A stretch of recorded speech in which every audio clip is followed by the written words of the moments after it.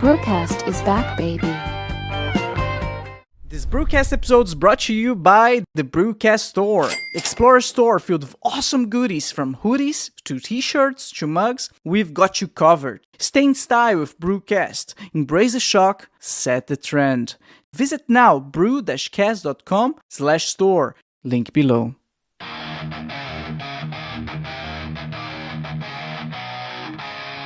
Back with the fire, can't you see the flames? From Deutschland steps comes the BruCast name. Voices like thunder breaking all the chains. Unleash the fury like a runaway train. Alright, hi everyone, welcome back to another BruCast episode. If it's your first time watching the show, make sure to like and subscribe. If you're listening to Spotify or Apple Podcasts, please rate the show 5 stars. This will ensure that the podcast recommends to even more people and allow me to keep doing what I love. BruCast also on Instagram, X, and TikTok, where I upload shorts with the highlights of the show. So follow now, BruCast on Instagram, X, and TikTok. Links in the description below. Here we thrive, we survive. Hey there, BruCast fans, you know what's up, I know what's up, it's time to subscribe. At the end of this month, we're gonna announce the winner of this awesome giveaway, and all you have to do again is subscribe. It's that easy. It's a global wide giveaway, so no matter where you are in the entire world, I'm gonna make sure to deliver this beautiful cap just to you. So don't miss out and subscribe now. And that's about it. We're gonna announce the winner at the end of this month. Stay tuned. All right. Our guest is Damon Wells. Damon Wells is a seasoned Army colonel and author of the Leadership Incompetence Index. He brings 30 plus years of global leadership experience and passion for developing effective leaders through his Ballistic Leadership Framework. All right, Damon, how are you doing, my friend? I am doing excellent. Thank you. Thank you so much for being here.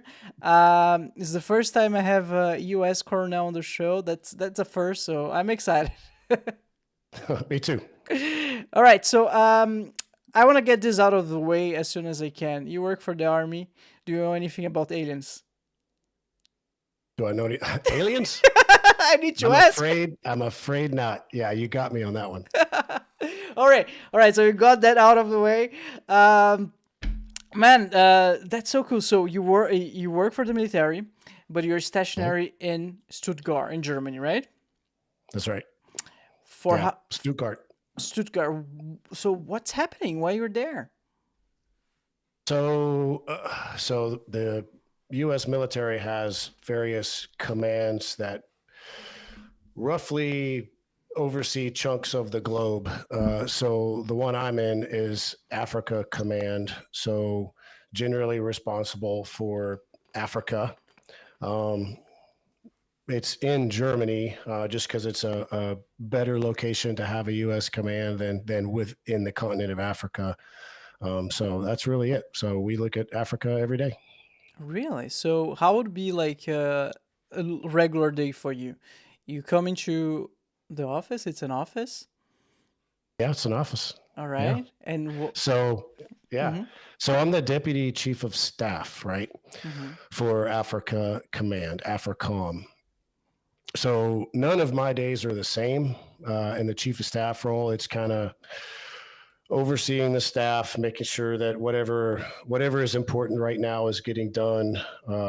Whatever the minutia that it takes to keep the command running is getting done. So it's not a pretty picture to paint, but every day is literally different. Some days are slow, some days are, emergency level type things, but every day is different, and that's exactly why I love it.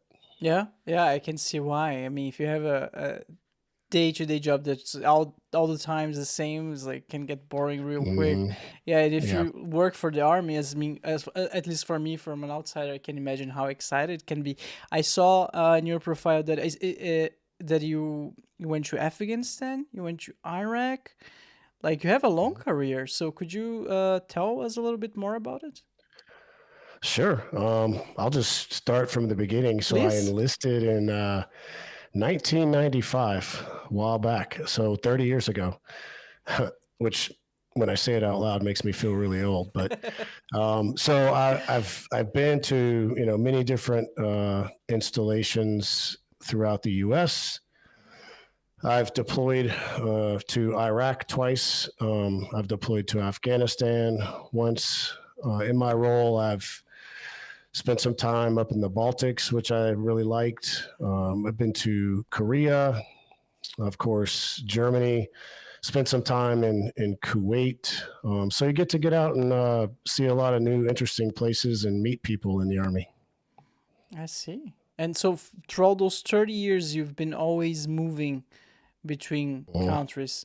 And that's something that you decided or was like forced upon you? No, it just comes with the job. I mean, it fits my personality. I don't know what I'm going to do when I retire, and I kind of have to live in one place for more than 2 years because I've literally moved every 1 or 2 years for the last 20 years. I've never been anywhere more than 2 years. Really? Wow. Yeah. I cannot imagine this lifestyle. I mean, it's exciting for sure, right? Always like new food, like because it's great. I mean, you say that I can't imagine living in one place for 5-10 years. Really, that's so interesting. So, do you pick the next place that you're gonna be stationary after, or? Sometimes you kind of get to indirectly pick it. About 50-50. Sometimes it's up to you. Sometimes it's not up to you. Okay. But do you miss the US? Because US is not an option, right? The goal is always to be abroad.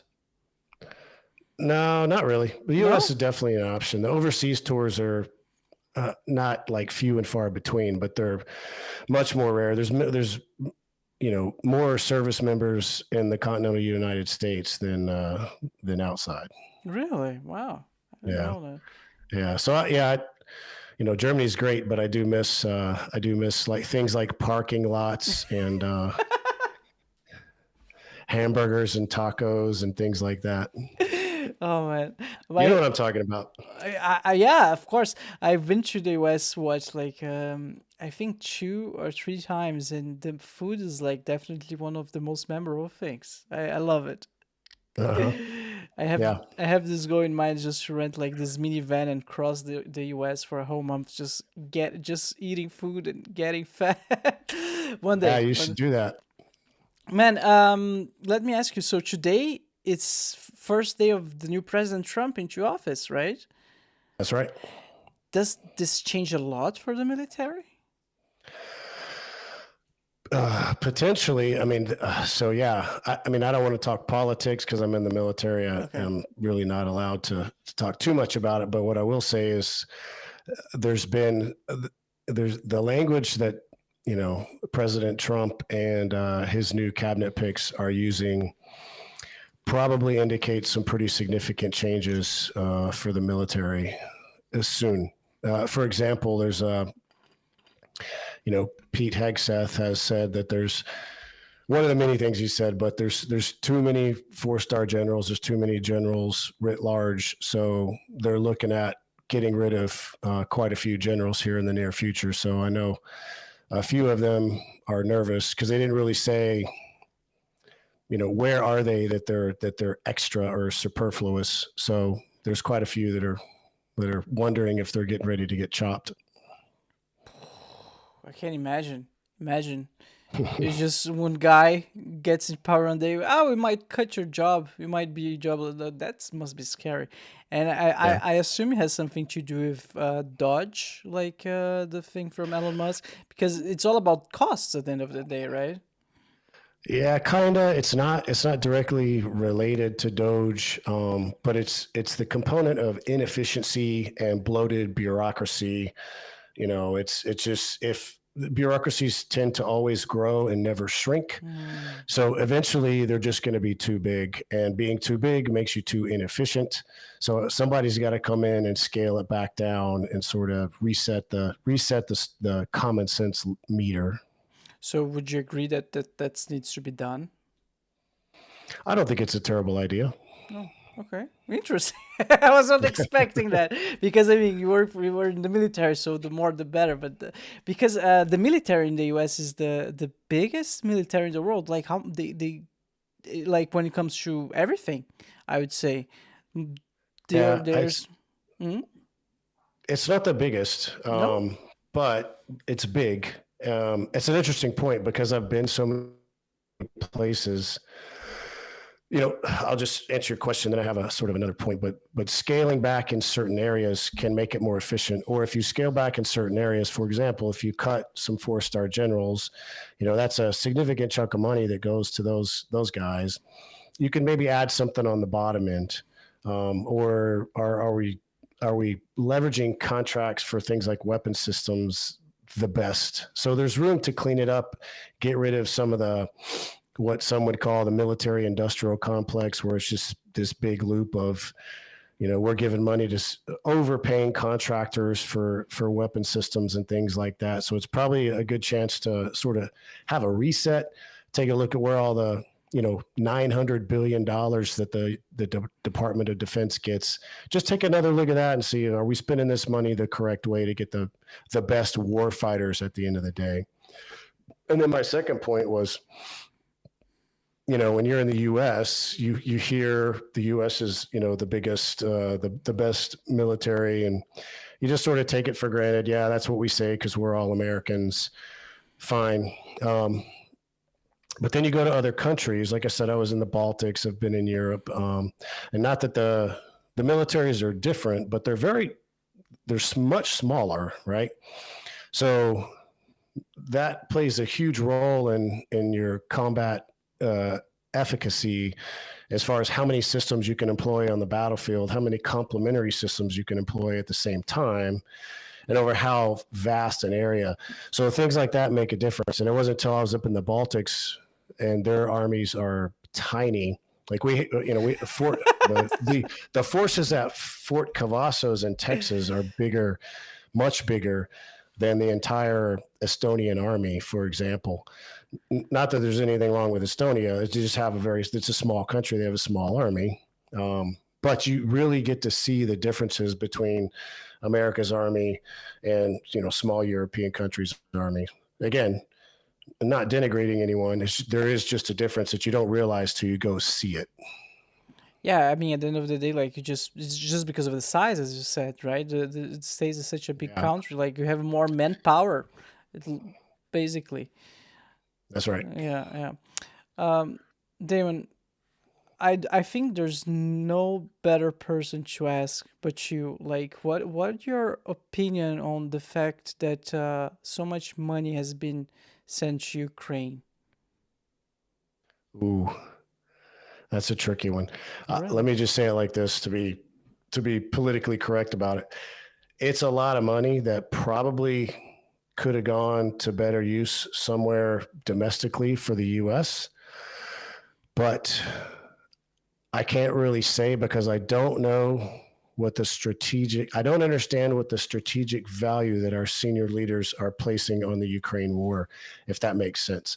Is it that if we keep supplying Ukraine, then this prolongs the war for Russia and creates a drag on Russia's economy? It keeps Russia from, being able to focus elsewhere. Is it simply the proliferation of democratic ideals? It's hard to really divine what are we really trying to get out of this. So depending on what the actual reasons for that are, it would depend on, do you really quantify that as a lot of money or too much money? I know that's kind of a roundabout answer, but again, it's kind of political. No, it's fine. I understand. But would you say that that's a very interesting point that you raised? Like you're trying to slow down Russia in some way. The way Mhm. that I see like geopolitics days, China is a much bigger threat to the U.S. than Russia, right? Russia was more like in the Yeah. '80s and Cold War, and it feels like has been fading for a while. Yeah, Is it? that's absolutely correct. China is trying harder to become more of a global hegemon. That's their goal, is to dominate on a global scale, and they've got a pretty good plan that they're following aggressively, and they're putting a lot of money and energy into their military. So yeah, I'm not, as far as who the number one competitor is for the US, definitely China. Yeah. They are going strong on their space endeavors as well. We were covering the other day on the channel. Apparently, like, some of the rockets are landing on civilians. They're just like so like into it. They're like, we need to get it done. We need to like outdone the US. They're just like not doing a good job. And it's a funny thing because the culture's different, the rules are different. They're, we have in America kind of we want everything. We have so many regulations, and like Elon Musk was saying, he had to fill out a bunch of forms to make sure one of his rockets wouldn't land on a fish and kill it, or he's being ridiculous. But we do that to ourselves. China doesn't do that. Like, if they decide, hey, we want to do this, the regulations are all negotiable for something like that, which works in certain circumstances. Yeah, I mean, seems to work for them. Good luck, I guess. But like, they're trying to, in other words, like, paraphrasing what I just said, like, dominate the world. Like, they're trying to get as big as they can. What's up with like Donald Trump saying that now they're gonna buy Greenland? Canada is part of the US. Like, from an outsider, I just hear those things, like, what's going on? Like, is he trying to take over the world as well? So I'll give you my perspective on that, and it's probably wrong. But when Donald Trump's a negotiator, right? He likes to enter the argument, or before he even enters the negotiation, he sets conditions so that his demands are so high. Whatever compromise you get to at the end of the day seems pretty reasonable. So he'll go in and say Canada's going to be the 51st state. It's like, okay, well, how about we just do some trade negotiations, and then we back down to that. And it seems like he's given a lot. But if you go in and you say, no, we're not doing that, you haven't really given much. He came down from making you a state all the way to a few, financial or trade negotiations. So he's bombastic. He likes to say things like that. I think to call attention to ideas, and also to sort of set the table for the negotiations that will follow. I think that's a very good assumption. Like, before his first turn, he used to say, we're gonna build a wall. Like, he knows what he's doing. He's get attention towards himself, right? Yeah. So he can get a better deal afterwards. Because I was talking to a buddy of mine the other day, like, how come he would just buy Greenland? Like, doesn't sound realistic, doesn't sound possible. And then, yeah, of course not. There's something more to it. He's trying to get something else. This is just to get some attention first, and much likely he just wants to get better terms with a deal later on, like you said. So I think that makes a lot of sense. Yeah. Would you say that makes him a good leader, though? It makes him a good negotiator. It takes more than that to be a good leader, which I couldn't gauge based on what I know about him. But yeah, that's not enough information to really draw that conclusion. All right, Damon. I know that you know a lot about leadership and leadership incompetence, and I'd like to explore a little bit more about it. You wrote a book, right? Yeah. So the Leadership Incompetence Index: Root Causes, Red Flags, and Remedies for Learning Leaders. All right. So when did you start? When did you? Where the idea came from to write it?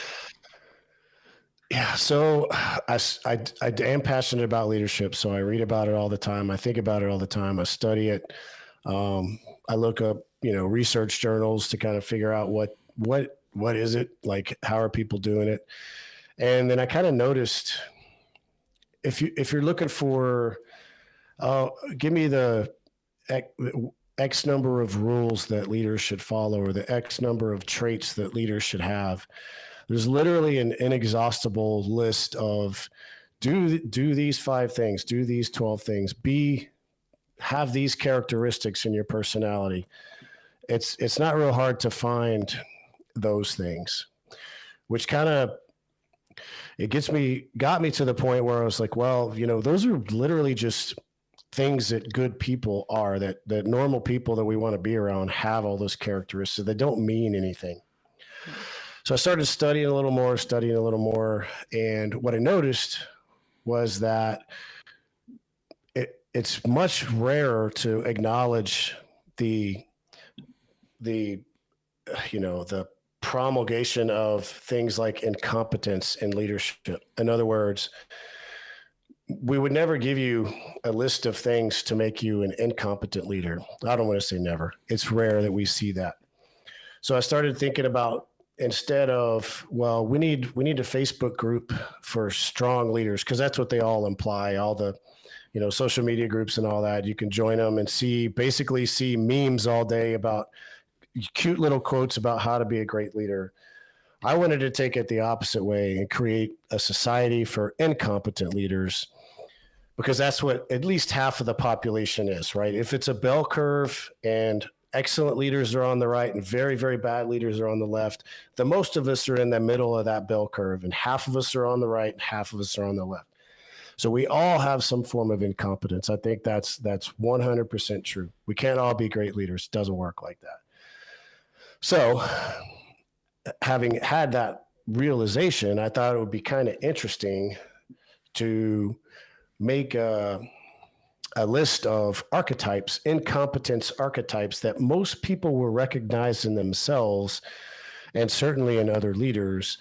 And what I tried to do in the book is explain, first of all, that the incompetence, or the things that hold you back from being an awesome leader, those things are actually quite normal human behaviors or human characteristics. So it doesn't necessarily mean you're a bad person. It just means you're doing a thing a normal human would be expected to do.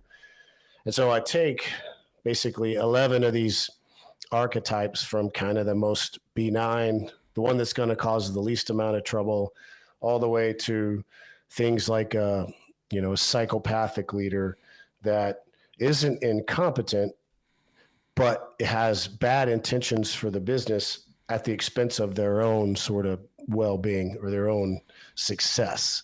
So that, in a nutshell, that's the book. Wow, man, that's interesting. I never heard that approach before. Like, you have like archetypes, and you have like human traits that actually made you badly, like that's so I'd like to cover the archetypes. So you mentioned one of them is psychopaths, right? For sure. Yeah, I can cover a few. So if you just think of, if I gave you, it's technically 11 archetypes, but 11. If I just said 1 to 10, and 10 is an evil person, that's your dark triad leader. That person exhibits the qualities of a narcissist, Really? a psychopath, and a Machiavellian. So very interested in their own well-being, very little empathy, and will manipulate people as much as possible, or as much as they need to, in order to get ahead. And those people are generally intelligent and can move a business forward. But what happens is they leave a trail of unhappy people behind them. So they're not great for the business, right? They're always out for themselves. You could take it all the way to the other end of the scale, like a 1 on the scale. You have something like a disorganized leader. And at the lower end of the scale, it's traits we can all see in ourselves, or most of us, right? Either you see it in yourselves or you see it in other people. But a disorganized leader, not necessarily uncommon. I'm one, if we're being honest. Has trouble staying on task. It's easily distracted. That affects their leadership in ways that are frustrating to the team, but not necessarily bringing the team down completely. But in the book, I do cover, if you're in these situations, here are the sort of behaviors you want to look for to determine if this leader or yourself is in fact displaying one of these propensities. So red flags, what to look out for, remedies, what to do about it. And then the rest of the chapter is things like the evolutionary basis for this behavior, the neuroscientific basis for this behavior, the personality basis for this behavior. So I try to explain it so that it's easily understandable, and nobody just assumes that that leader or even yourself is a bad person because of these behaviors. I mean, if you're a psychopath, I don't. You might be a bad Okay. person. I'm sorry. With a few exceptions, yeah.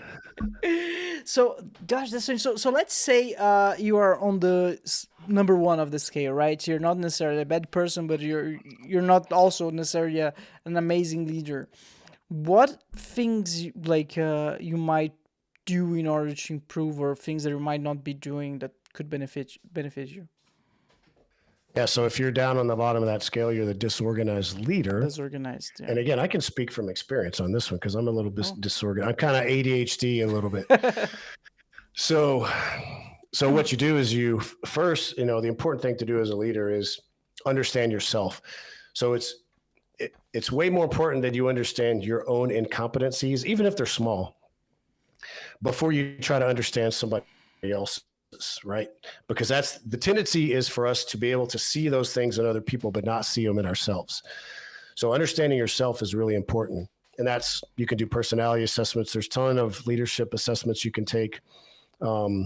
Ask for feedback from your team, but you want to understand yourself, because if I know I'm a disorganized leader, then there are certainly things I can do to help me overcome that, or make it so that personality characteristic doesn't have negative impacts on my team. And one thing is, when I would take a new job, I would bring each person in and do kind of an initial counseling with them to sort of outline my expectations, get to know them, get to know their personality style. And ever since I started studying this for probably the last, 8 years, because I've done these assessments, I understand myself pretty well. I would say, look, here is the environment where I will excel. If I get to focus on these types of problems, A, I'll be happy.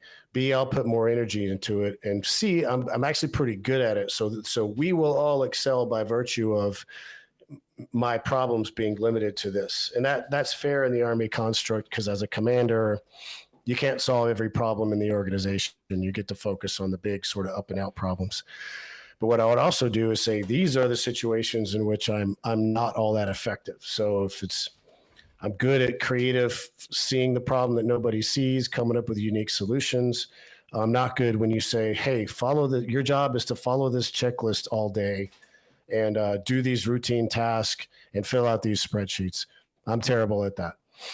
So I share that with my team. If you need me to do something like that, you're going to have to come in here and say, hey, sir, I need you to do this, and I'll do it. But if you send me one email saying, hey, I need you to do this within the next 5 days, I'm probably going to ignore that email, because it just doesn't register on my radar as something important until you tell me it's important. So I think the biggest thing you can do, and there's plenty of sort of self-help techniques on how to be more organized, whether it's Post-it notes or jotting notes down or writing lipstick notes on your mirror or whatever you got to do. But the first thing is create conditions around you so that with the people that work around you to help you mitigate whatever that characteristic is. Wow. Yeah, that makes sense. That's and what I like is you kind of you were still in the military, right? So while writing this book, you had very much the military as a base or in mind, right? But they're totally applicable in a business environment. At least I imagine so, right? Yeah, absolutely. I mean, yeah. So my experience comes from the military, but like I said, a lot of my reading and research comes from academia, which studies, a very broad spectrum of organization types, industries. So yes, the lessons I can articulate are mostly from military lessons, but I know for a fact that the human beings that join the military are the same human beings that work out in the corporate world. So, because one of the things I study is the evolutionary roots of leadership. So we are all kind of built the same. So the characteristics and the propensities that we have and the personality traits that we have are very similar. I mean, it might look a little different in the military than it does in, some other finance business or whatever. But at the end of the day, we're all humans. So we all have the same traits. Yeah, yeah, definitely. So one of the first things you can do in order to become a better leader is, well, understand yourself better. If you're an unorganized Mhm. leader, try to organize yourself better. Um, and you said you would fit into one of those leader types. I remember, and you tell me if this fits on the scale at all. I remember I read a book a few years ago. I think it was called The Monk and the Businessman, something like that. I'm not sure if you've heard about it. Mm. No, and the book was also about leadership and was so the book had a moral. The moral was like, as a leader, your primary goal and primary function is not to take care of the needs of your supervisors, but take care of the needs of the people who work below you. Because if they do a good job, well, that's gonna be better for everyone. And those guys below you, they need to make uh, the life of those below them even better. So instead of people pleasing and then try to kiss your boss as you're always you're looking down basically. Is that Yeah, something that you would agree it's part of good leadership as well? I would say yes, but I would qualify that. So as a leader, your position in the organization is between your supervisors and your subordinates, the people that Mm, work for you. Yes, it's important to focus downwards to make sure that your team has whatever they need to accomplish the mission. But if you don't focus upwards, you might not be on the right mission, because that's your mission comes from the people that work above you. In other words, it's important to know what your boss wants of you, because your boss is the higher echelon in the organization and is more in a position to steer the organization strategically. So you kind of have to look both ways. You mm, don't want to neglect one or the other, um, but you certainly don't want to only pay attention to one at the expense of the other one either. And this is in my I have another book coming out we can get to, but this is complexity theory, right? Because you're kind of, if you just say, I'm a dot in this matrix of dots, you are the single dot bridge between the dots above you and the dots below you, and someone has to communicate between those two. It may be you communicating up, hey, my team needs more resources, needs more time. It may be communicating down, hey, the corporate board said we need to focus more on this instead of that. So you got to do both, but definitely paying attention to your team is an excellent leadership trait that goes a long way. wow, that's a good point. So you're more like a bridge communicating between two sides. Yeah, because you lead up and you lead down. Wow, yeah, and I never thought about that way. That's extremely interesting. I Mhm. know some leaders personally, like it's like, oh man, I could go on and on. I have one. I have like one story in mind. Like some leaders, they just don't care. I won't mention names, of course, but they just like, I want to get it done, and I want to get it done for tomorrow. Like they do, and like, but you're sure it's possible? Like I don't care. Like just I'm paying you, just do it. And then people and in their mind that's being efficient, right? They're pouring more money. They want the thing to be done by tomorrow, but and I would personally see like people burning out and just saying I quit, and then the guy Yeah. or girl I won't mention would just at some point just say I don't understand, like everyone that I hire is incompetent, and as an I was not in a position to argue or say anything, but it was clearly as day what was happening. And what's happening in the mind of those people? Like, like what type of leadership style do you think they are utilizing, and how they could benefit from I don't know, something else, what they could change? Yeah, it's the first thing I would say is there's a personality mismatch. If Oh, if your boss says, "I need you to work," I don't care if you go home or not. I need you to work until this is done, and I need it done before whatever 10 o'clock.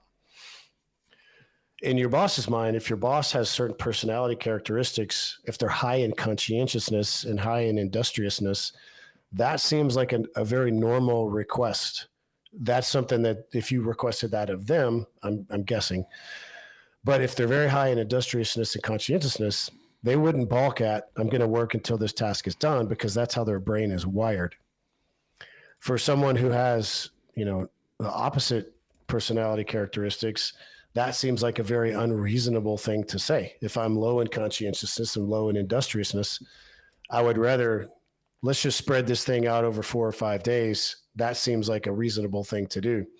So there's always, the personality thing is huge. So if you get mismatches where the boss is a harder worker than everybody on the team, then the boss is going to think everybody on the team is lazy, and everybody on the team is going to think the boss is crazy and a workaholic.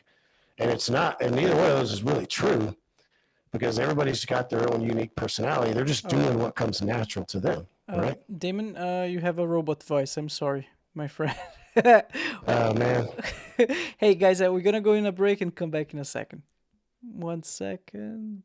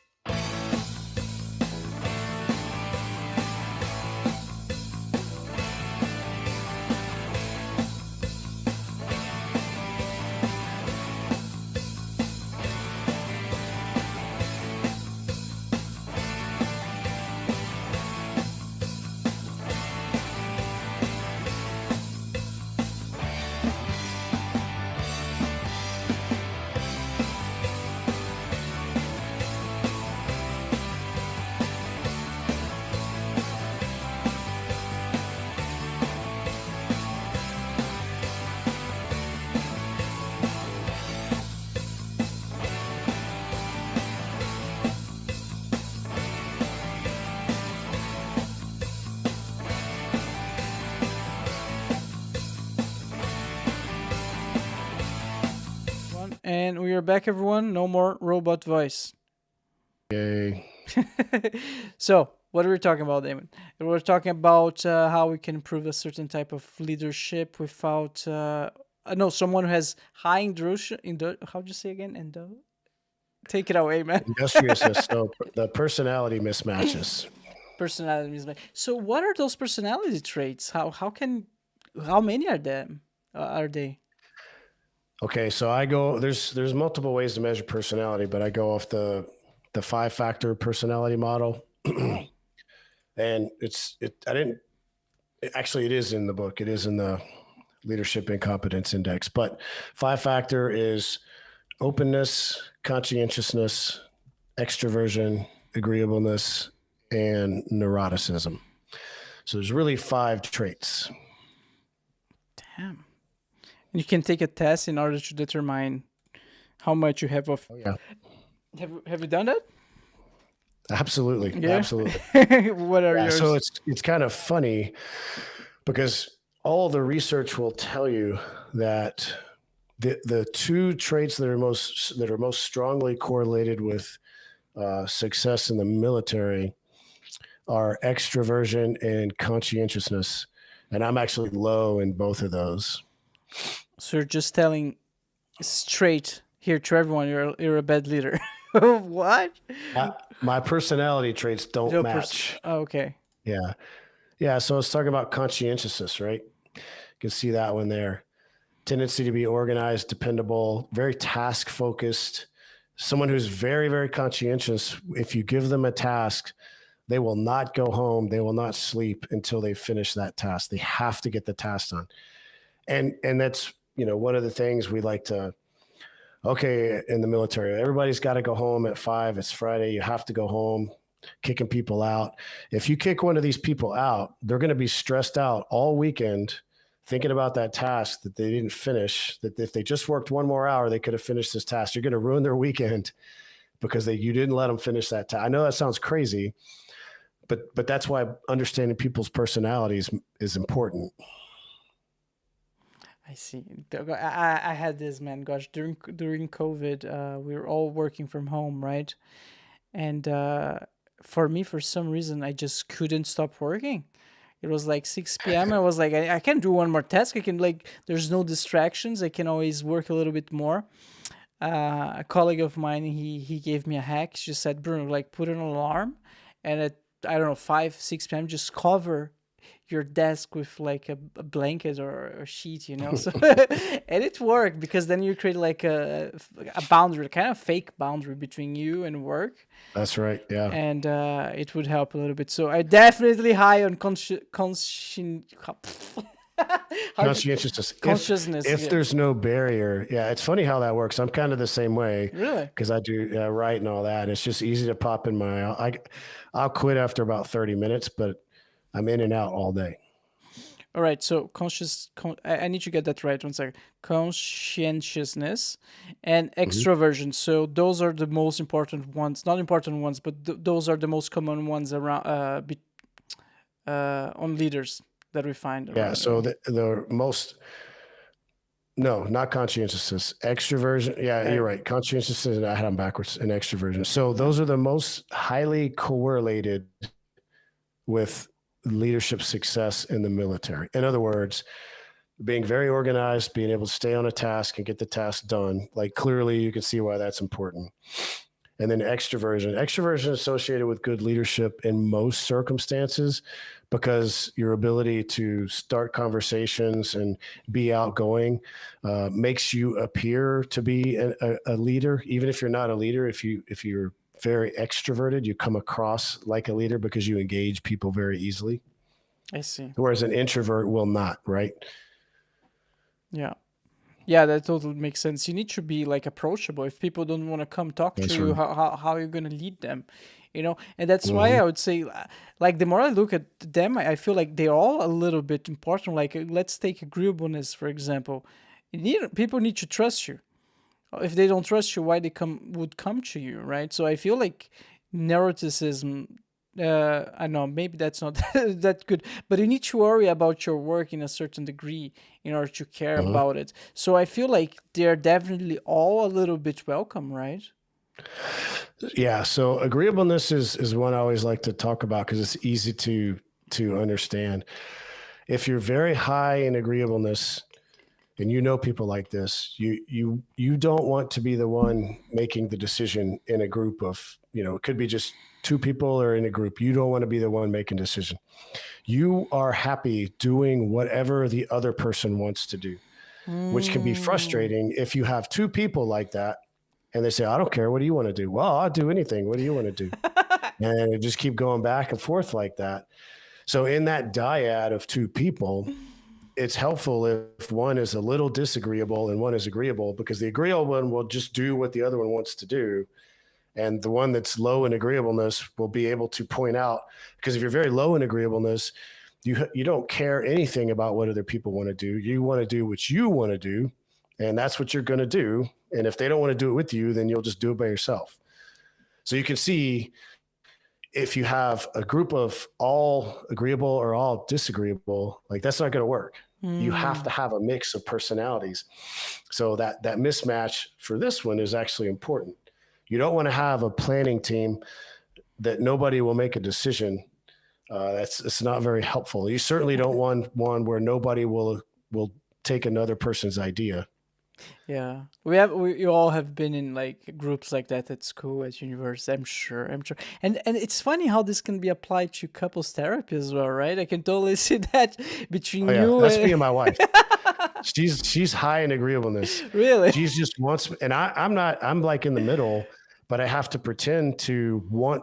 If it's a decision, I have to pretend like I want this thing, just to fill that sort of void. And her mind is waiting to hear what I want to do. So I have to give her something. I want to do this. I don't really care, but. Oh man, have you seen this trick? I saw that on TikTok. TikTok's banned, by the way, everyone. Let's see it comes back.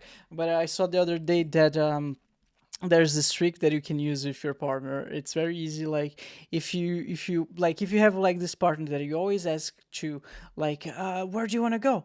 Do you want to eat at this place, and most of the times the woman like, I don't know, you can pick, I don't know. So you guys never gonna like agree on a place to go eat. The trick is you just approach your partner and say, hey babe, we're going to your favorite place. Just guess what it is. And then she's gonna like the first thing she says, like, that's it. You're right. We're going to Tricky. Taco Bell. There you go. I love it. Yeah, I don't know if it works. I never tried though, but looks like it works. So going back to the personality traits, like that's so interesting because it's all about self-reflection, getting to know yourself, and as you mentioned, it's one of the first things you should do to become a good leader. Is there a way to take those personalities, like in your book? You present them, you talk about them, of course, but is there a way of like doing the test there? Not in the book. Not So in the there's book. plenty of internet resources for the test because it's like 200 questions if you take the actual Really? test. So yeah, so it's not. It takes a little while, but you want to be accurate. And you can see why, as a leader, if you're very high in agreeableness, you want to know that before you start taking some high-powered decision-making jobs where if I'm high in agreeableness, I'm probably going to agree with every idea someone brings to me. I need a barrier between me and ideas, someone who's maybe low in agreeableness that I trust, because I can't have people slinging ideas at me because I'll just say, yeah, that's great. They're all great. Yeah, and then at the end of the day, you don't do anything. I remember I attended this meeting with what was his name again? Oh man, please internet forgive me if you know. Write in the comments below. But it's the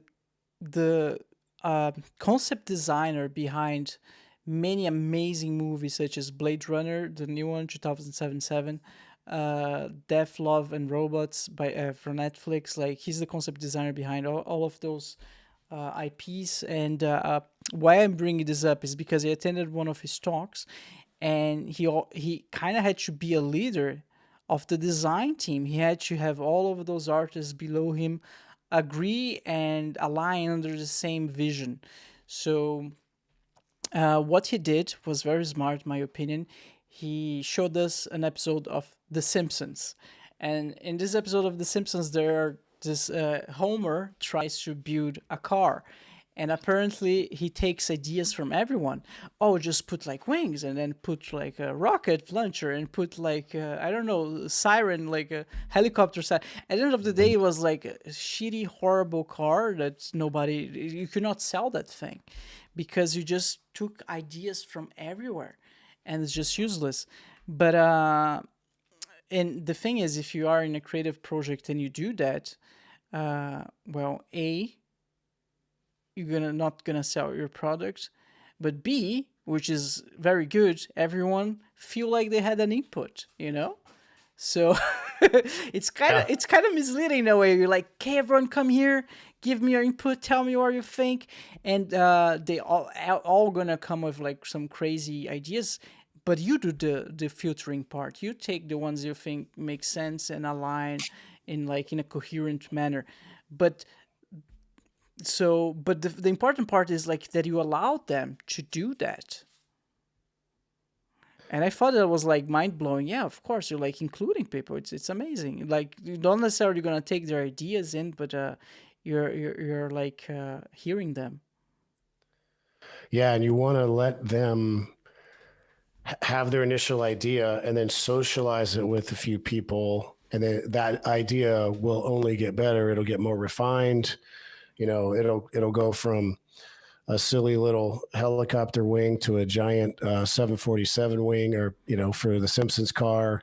But definitely encouraging collaboration and being able to do that as a leader is sometimes hard, depending on your team.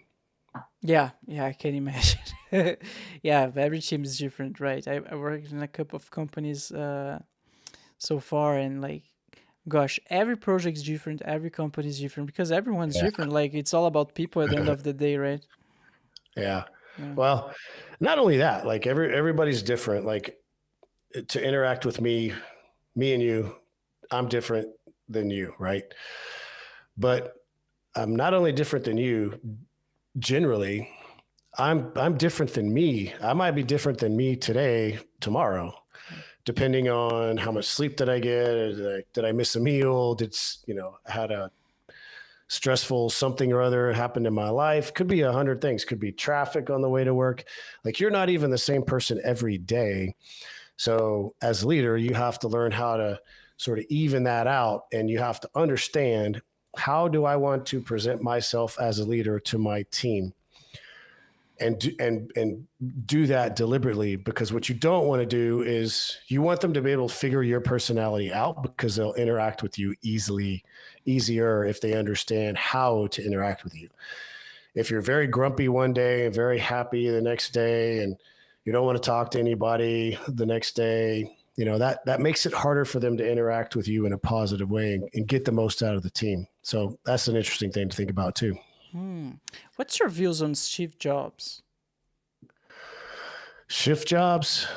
He was a controversial leader, right? Yeah. What do you mean exactly?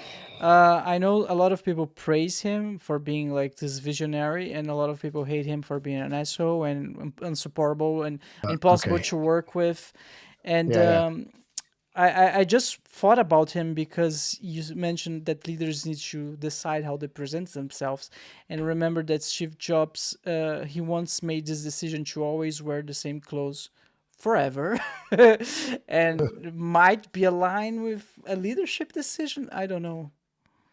I don't know. That's an interesting choice. I didn't know Steve Jobs, but from what I've heard, he's very much a visionary, and he's very disagreeable, meaning that he knew exactly what he wanted, and he wasn't necessarily interested in, once he was settled on what he wanted, even if through collaboration, the team was going to do that, period.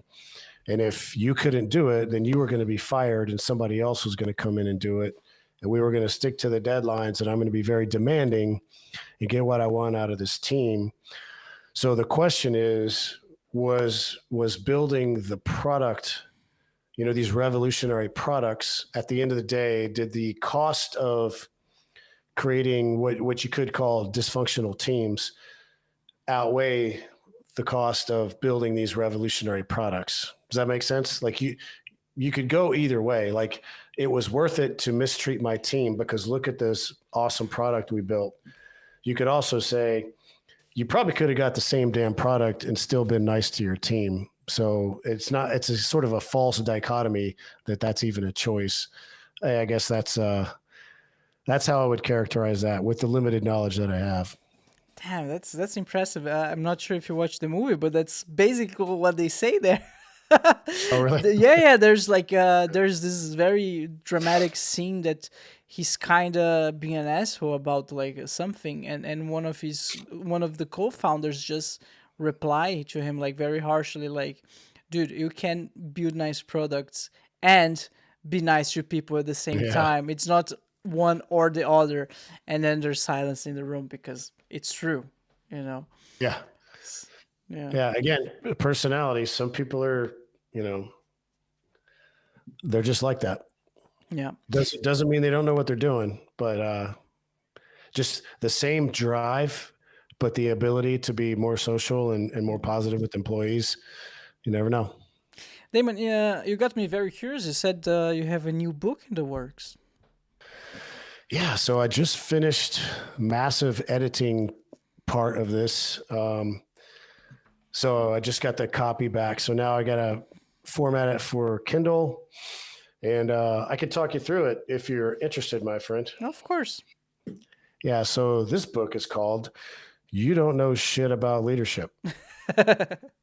And it's basically it's some of the stuff I've talked already, because that's where my basis of leadership comes from. But roughly the chapters go like this. I got a couple chapters that look at all the research, tons of research in there, that basically makes the point that the surveys and feedback that we get across the world on leadership shows that it's at least half ineffective, which matches the bell curve of some are going to be bad, some are going to be good. No problem. But it leaves a lot of room for improvement. The third chapter talks about things like the Dunning-Kruger effect, meaning that you think the less you know about something, the more you think you know about something. That's a very common phenomenon. The people who know the least think they know the most. And then you have things like the leadership bias or the identity bias, where you will judge a leader based on your implicit leadership principles, the way you have built leadership in your own head. In other words, you didn't read all the leadership material and then come up with the ideal version of a leader. You just built it based on your experiences, and then you apply it to the leader that's leading you right now and judge them against this construct that you came up with on your own, right? So that's kind of a weird way. It's true. It's just a weird thing about how we view leaders. There's no actual metric. We're just viewing them on what we want them to be, which if you never communicate, it's hard to do, right? So then section 2, the next 5 chapters, I explore all the things we want to know about the evolutionary perspective of leadership, the neuroscientific perspective on leadership, the personality theory impacts on leadership, complexity theory impact on leadership, and then a little bit about game theory. Really? And what can we learn from game theory as it applies to leadership. So you've got this pretty big chunk of 5 chapters that explores how to see leadership through those lenses. And then the next section, what I do is I take the lenses and then I stack them on top of each other using some kind of vignettes. So I start with evolutionary theory. Here's how to see it. Okay, now overlay neuroscience on top of that. And then where do they parallel? Where do they conflict? And I get through the rest of the chapter. I introduce the Ballistic Leadership Framework again, which you're familiar with. People, partnerships, practice, purpose. Go through that, a chapter for each one of those. And then the last 2 chapters are basically vignettes where we follow a leader through some very common leadership scenarios, and then apply the Ballistic Leadership Framework to each of those scenarios. So if it sounds like I have the book memorized, I damn near do. It's been a long process, but it'll be out very soon. It sounds like you go way more in deep compared to the previous one, right? I do, yeah. Yeah. Would you mind just explaining what's the game? What was again the game theory? Game theory. Yeah. Yeah. So game theory, and I'm not a game theory expert, but what I have been able to understand is you have things like, so game theory is basically math applied to, you could almost say human motivations when they're in a competitive scenario, which you could say to some extent leadership is, or even being in an organization or a social system, there's always this base layer of competition. So there's some principles from game theory. For example, iterated games or repeated games. Do I want to cooperate or do I not want to cooperate? If I cooperate, then we kind of share a prize. But if I don't cooperate, I get a bigger prize, you get no prize, as an example. But so it works out for me if I don't cooperate. But I know we're going to play 10 of these games. So if I don't cooperate on each one of these games and you don't cooperate, then the prize is 0 if we both don't cooperate. If we both cooperate, we both get a prize. And if we both know that we're going to play repeated games, it makes more sense to cooperate, right? If you're going to play one game, it doesn't matter. We'll both defect. Things like the tit for tat strategy. Tit for tat is basically that same thing, but you mirror what your opponent's going to do. So it's a way to see human interactions that generally have to determine, am I going to choose self-interest or am I going to choose cooperation? And in the big picture, who wins out more if we cooperate versus whether we don't cooperate? So that's kind of the rough sketch of it. Gosh, that's so interesting. I assume a lot of people, they just run on the automatic, like the auto mode, because they just don't know those rules themselves, right? They just